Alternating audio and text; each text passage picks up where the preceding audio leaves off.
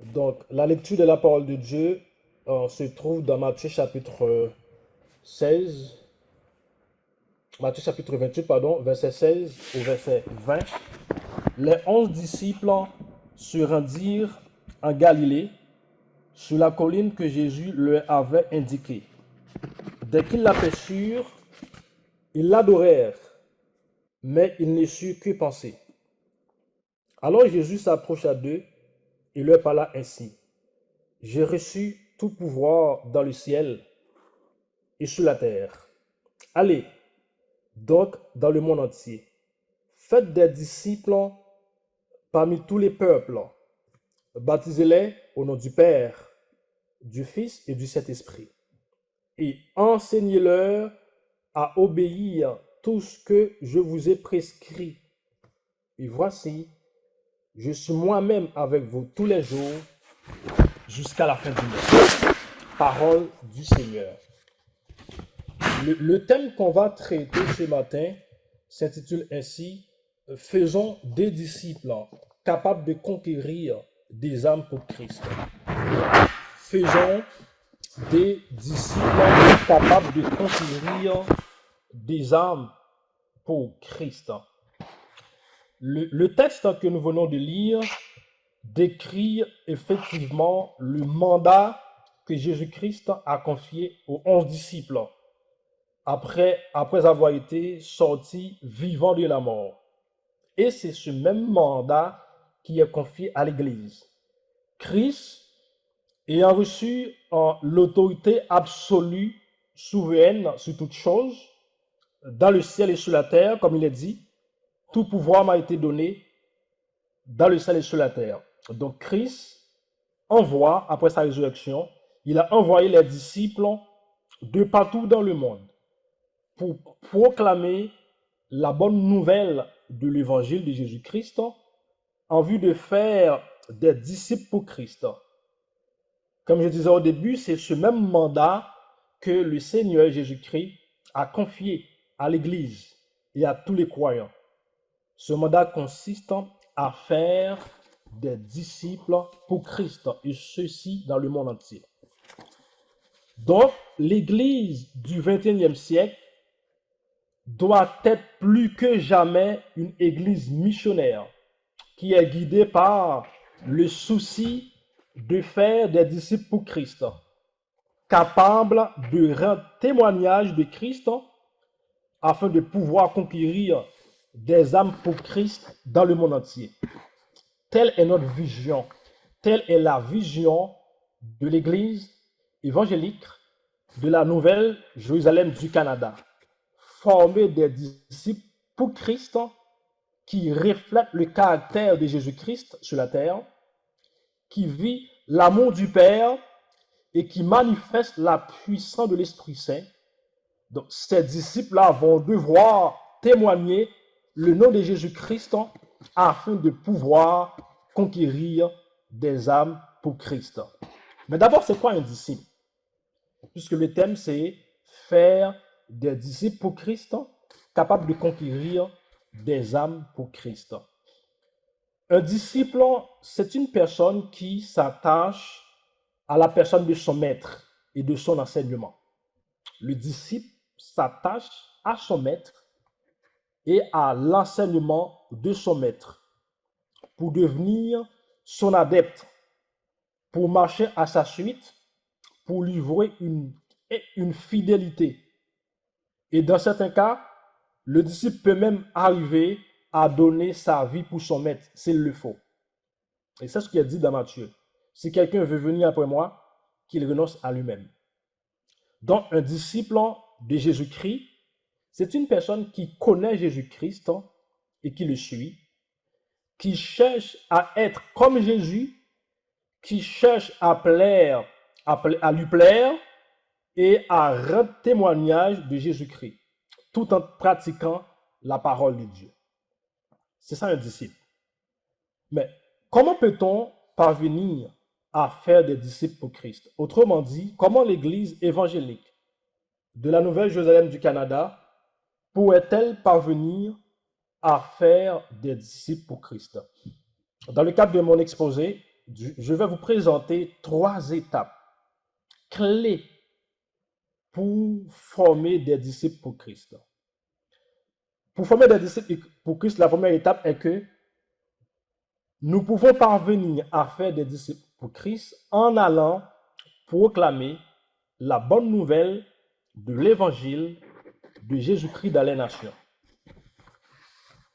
Nous pouvons parvenir à faire des disciples pour Christ en allant proclamer la bonne nouvelle de l'évangile dans les nations.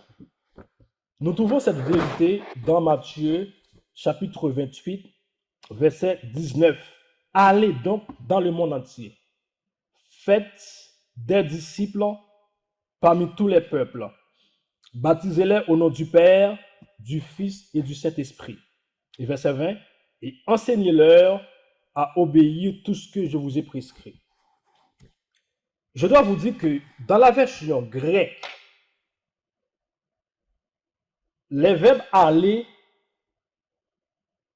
enseigner, baptiser et enseigner ne sont pas conjugués à la forme impérative. Je le répète, les verbes aller dans ce texte, baptiser et enseigner dans la version originale ne sont pas conjugués à la forme impérative. Ils sont plutôt conjugués au participe présent. Ça peut choquer beaucoup de gens, mais c'est vrai. Le seul verbe dans ce texte qui est conjugué à la forme impérative, qui est un ordre, une injonction, c'est le verbe faire des disciples. Faire. L'emphase est mise sur faire des disciples. En d'autres termes, l'ordre que Jésus avait confié aux disciples, c'est de faire des disciples. C'est de former des disciples. Donc, dans la version originale, le seul verbe qui est conjugué dans ce texte à la forme impérative, c'est le verbe faire. Faire des disciples. Les autres verbes, comme je disais au début, sont conjugués au participe présent. Donc, l'idée faire des disciples en grec, c'est mathetersate, qui veut dire faites des disciples. Ce verbe est dérivé du nom mathetes, qui veut dire disciple. Pluriel, c'est mathetai, disciple au pluriel. Donc, l'emphase est mise sur faites des disciples. C'est ça l'emphase. En revanche, les autres verbes qui sont conjugués au participe présent marquent l'idée d'une action qui s'accomplit en même temps et qui continue de s'accomplir. Donc, cela indique donc une forme de progressivité dans la formation des disciples. Donc, l'emphase, c'est faire des disciples. Mais comment?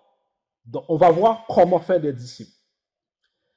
Mes frères et sœurs, faire des disciples n'est pas une option pour l'Église. C'est une obligation. C'est un ordre qu'on a reçu de Jésus-Christ, auquel on doit tous obéir. En ce sens, comment peut-on parvenir à faire des disciples? Donc, en ce sens, la première action ou la première étape à faire dans le processus de la formation des disciples est avant tout d'aller proclamer ou d'annoncer l'évangile de Jésus-Christ. En d'autres termes, la traduction la plus sûre de ce texte en français pouvait être « Faites des disciples comment? En allant, en baptisant et en enseignant. » Donc, la première étape, pour faire des disciples, il faut aller.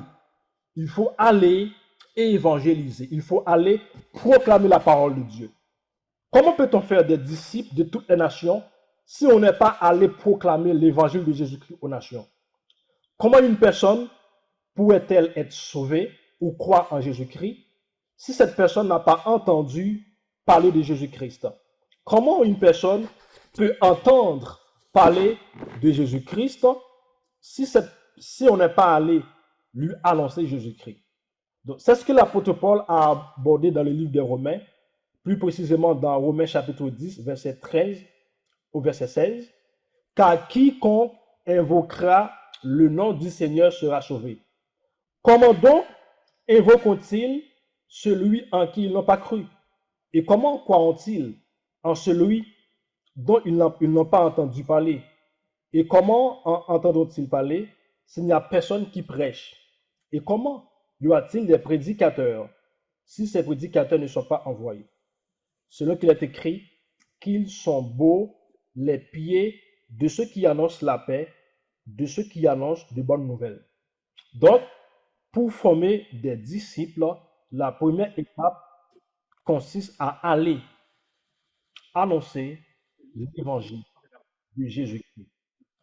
Et le contenu de l'évangile qu'on doit annoncer, il est décrit clairement dans le 15e chapitre de Corinthiens. Cet évangile concerne la mort de Christ pour nos péchés, selon les Écritures et sa résurrection. On va lire ce texte, Romains, chapitre 15, c'est un Corinthiens, pardon, chapitre 15, verset 1er jusqu'au verset 7, qui décrit le contenu de l'évangile qu'on doit annoncer, qu'on doit prêcher. Frères et sœurs, je vous rappelle l'évangile que je vous ai annoncé, que vous avez reçu et auquel vous demeurez attachés. C'est par cet évangile que vous êtes sauvés, si vous le retenez tel que je vous l'ai annoncé. Autrement dit, vous aurez cru en vain. Je vous ai transmis comme un enseignement de première importance ce que j'avais moi-même reçu. Christ est mort pour nos péchés, conformément aux Écritures. Il a été mis au tombeau, il est ressuscité le troisième jour, comme l'avaient annoncé les Écritures. Il est apparu à Pierre, puis aux 12. Après cela, il a été vu par plus de 500 frères à la fois, dont la plupart vivant encore aujourd'hui. Quelques-uns d'entre eux seulement sont morts. Donc, ce texte présente de façon précise et concise le contenu de l'évangile qu'on doit annoncer dans le processus de formation des disciples. La mort et la résurrection de Jésus-Christ. Et Paul a montré que Jésus apparu à des témoins oculaires. Donc, ça montre que le rapport de ces témoins a été inclus dans le Nouveau Testament pour montrer que Jésus-Christ était bel et bien ressuscité. Donc, quiconque accepte le sacrifice expiatoire de Jésus-Christ sera sauvé. Donc, la foi véritable pour être sauvé est la reconnaissance de Jésus-Christ comme Sauveur et Seigneur. Donc, à ceux seuls qui m'écoutent maintenant ou qui vont m'écouter, nous sommes dans les dernières secondes de la fin du monde. Le retour de Jésus-Christ est imminent. Donc, l'heure vient et elle est déjà venue pour recevoir la bonne nouvelle de Jésus-Christ. Je m'adresse à ceux qui n'ont pas encore accepté Christ comme leur sauveur. Mais ceux qui ont déjà accepté Christ comme leur sauveur, mais qui vivent une vie de péché, c'est le moment de se repentir pour le pardon de vos péchés et de vous tourner vers Jésus-Christ parce que Jésus-Christ est à la porte. Son retour est imminent. Donc, il faut se préparer. La deuxième étape pour faire des disciples est le baptême. Nous pouvons parvenir à faire des disciples pour Christ en baptisant ceux qui reçoivent et acceptent l'évangile de Jésus-Christ. Tous les croyants qui ont placé leur foi en Jésus-Christ doivent être baptisés. En d'autres termes, dans le but d'obéir à la lettre en tout point au mandat de Christ, ceux et celles qui se sont repentis et tournés vers le Seigneur Jésus-Christ pour le salut sont appelés par les eaux du baptême à s'identifier à la mort de Christ, à son ensevelissement et à sa résurrection. Donc, dans ce texte, il est question du baptême par immersion. Faites des disciples, numéro 1, en allant, en annonçant l'évangile. Étape 2, en baptisant ceux qui ont reçu Christ comme leur sauveur. Donc, le baptême, dans ce texte, il est question du baptême par immersion dans l'eau. Le baptême illustre l'image d'identification du croyant à la mort, à l'ensevelissement et à la résurrection de Christ. Donc, les croyants qui acceptent la parole, c'est-à-dire l'évangile de Jésus-Christ, doivent se faire baptiser. On a trouvé que Luc a rapporté cette vérité dans Acte 2, verset 41. Ceux qui acceptèrent la parole furent baptisés. Et en ce jour-là, le nombre des disciples augmenta d'environ 3000 âmes. L'apôtre Pierre, qui était témoin oculaire, qui était présent lorsque Christ confiait ce mandat aux disciples, il voulait suivre à la lettre ce commandement dans Matthieu 28, qui invite aux personnes qui se sont repenties et tournées vers Christ à se faire baptiser. Donc, dans Acte 2, verset 38, Paul dit, convertissez et repentez-vous pour que vos péchés soient effacés. Et après, il dit, baptisez-vous, soyez baptisés. Donc, la formation des disciples, c'est un processus qui se fait en 3 étapes principales. La première étape, il faut aller annoncer la bonne nouvelle. La deuxième étape, la personne qui a reçu Christ comme son sauveur doit se faire baptiser. La deuxième étape sur laquelle je m'accentue davantage se trouve dans Matthieu, verset 19-20. Matthieu, chapitre 29, 28, verset 20. Il dit, et enseigne-leur à observer tout ce que je vous ai prescrit. Enseigne-leur à observer tout ce que je vous ai prescrit. Donc, nous pouvons parvenir à former des disciples pour Christ en enseignant ces croyants à appliquer dans leur vie la parole de Dieu. Autrement dit, en leur enseignant à observer la parole de Dieu. Donc, le mot grec, mes frères et sœurs, qui est utilisé par Matthieu pour traduire enseigner, c'est didascontes. Ce verbe aussi est conjugué au participe présent. Faites des disciples comment? En allant, numéro 2, en baptisant, numéro 3, en enseignant. Donc, ça exprime l'idée ici, le verbe didasco ou didascontes qui est utilisé, qui dérive du verbe didasco, ça exprime l'idée de donner une instruction. Il faut instruire le croyant qui a reçu Christ, de faire assimiler une doctrine. Il faut que ce croyant connaisse la doctrine de Jésus-Christ. Expliquer ou exposer une doctrine. Autrement dit, on va faire un discours à ses disciples en vue de les instruire, de les apprendre à obéir à la parole de Dieu. Donc, en général, on parle de parole didactique. On parle de matériel didactique dans l'enseignement. Ce terme est utilisé dans l'enseignement pour organiser un enseignement dans une discipline. Donc, grosso modo, le terme grec ici pour traduire enseigner veut dire instruire les croyants dans la parole de Dieu et les apprend à observer la parole de Dieu afin que ces croyants deviennent des disciples accomplis, afin qu'ils deviennent des personnes matures, des personnes qui sont propres à toute bonne œuvre. C'est ça l'idée ici du mot didasco qui traduit le verbe enseigner. Mais pourquoi il est important de s'accentuer sur l'enseignement? Quelle est l'utilité de la parole de Dieu? Après le péché, notre cœur devient corrompu et mauvais. Donc, Dieu donne sa parole pour l'enseigner afin de pouvoir changer notre cœur, afin de pouvoir changer notre attitude et notre comportement qui a été corrompu par le péché. Et cette vérité se trouve dans Exode 24, verset 12. L'Éternel dit à Moïse, monte vers moi sur la montagne et reste là. Je te donnerai des tables de pierre, la loi et les ordonnances que j'ai écrites pour leur instruction. Donc, l'idée ici de la parole, de l'enseignement de la parole de Dieu, c'est d'instruire les croyants.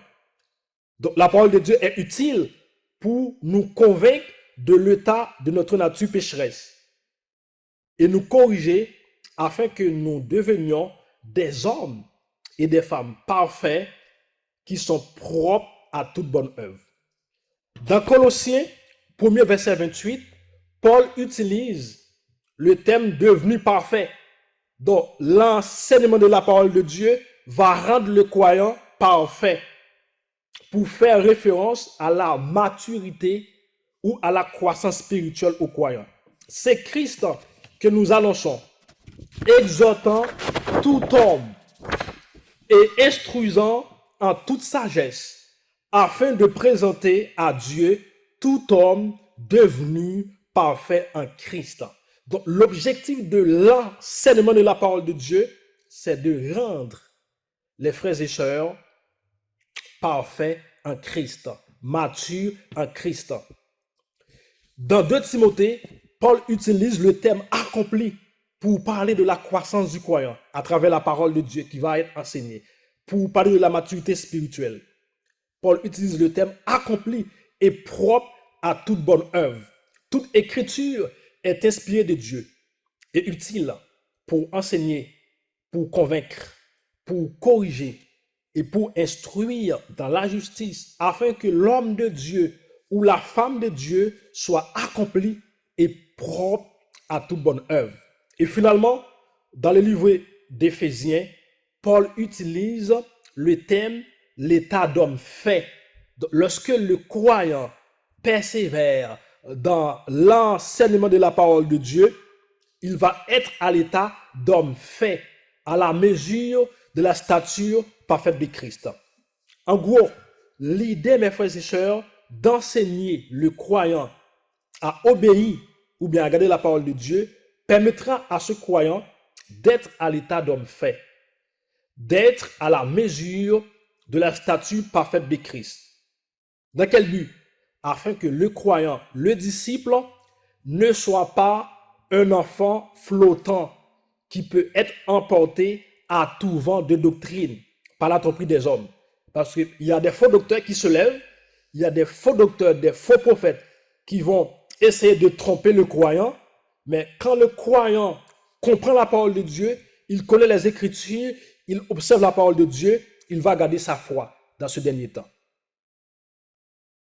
Telle est la vision de l'Église évangélique de la Nouvelle Jérusalem du Canada. Notre vision est de former des disciples pour Christ en les instruisant en toute sagesse, afin que ces disciples soient parfaits, soient parvenus à la mesure de la stature parfaite de Christ. Grosso modo, mes frères et sœurs, la formation des disciples passe par 3 étapes clés. Pour faire des disciples, il faut d'abord aller annoncer l'évangile de Jésus-Christ. Deuxième étape, une fois que le croyant accepte Christ comme son sauveur, il doit se faire baptiser. Et la troisième étape, qui est cruciale, mes frères et sœurs, c'est l'enseignement de la saine doctrine de Jésus-Christ. Pour parvenir à faire des disciples pour Christ, il faut enseigner le croyant à observer la parole de Dieu, à s'attacher à la parole de Dieu. Telle, je le répète, est la vision de l'Église évangélique de la Nouvelle-Jérusalem du Canada. Notre vision consiste à faire des disciples pour Christ, capables de témoigner le nom de Christ en vue de faire des disciples pour Christ, et ceci dans le monde entier. En termes de mission, la mission principale de l'Église évangélique de la Nouvelle-Jérusalem du Canada est de glorifier Dieu par une adoration vraie et sincère, par l'édification des frères et sœurs, par l'exercice de la compassion envers tous et par notre mission. Tout ceci est juste pour vous dire que nous aspirons, en termes de valeur, à être une église remplie de l'Esprit Saint. Une église qui s'attache à la sainte doctrine de notre Sauveur et Seigneur Jésus-Christ. Nous sommes aspirés à être une église qui étudie exactement la parole de Dieu et la met en pratique. Nous sommes aspirés, mes frères et sœurs, à être une église qui vit l'amour du Père, qui reflète le caractère du Fils de Dieu et qui manifeste la puissance du Saint-Esprit, qui manifeste la gloire de Dieu. Nous voulons être une église, mes frères et sœurs, qui cultive une vie de prière, qui glorifie Dieu et qui témoigne de sa grâce. Nous voulons être une église qui persévère dans la communion fraternelle. Telle est la vision de l'église évangélique de la Nouvelle Jérusalem du Canada. Faire des disciples pour Christ, capables de témoigner le nom de Jésus-Christ en vue de conquérir des âmes pour Christ. Que Dieu vous bénisse.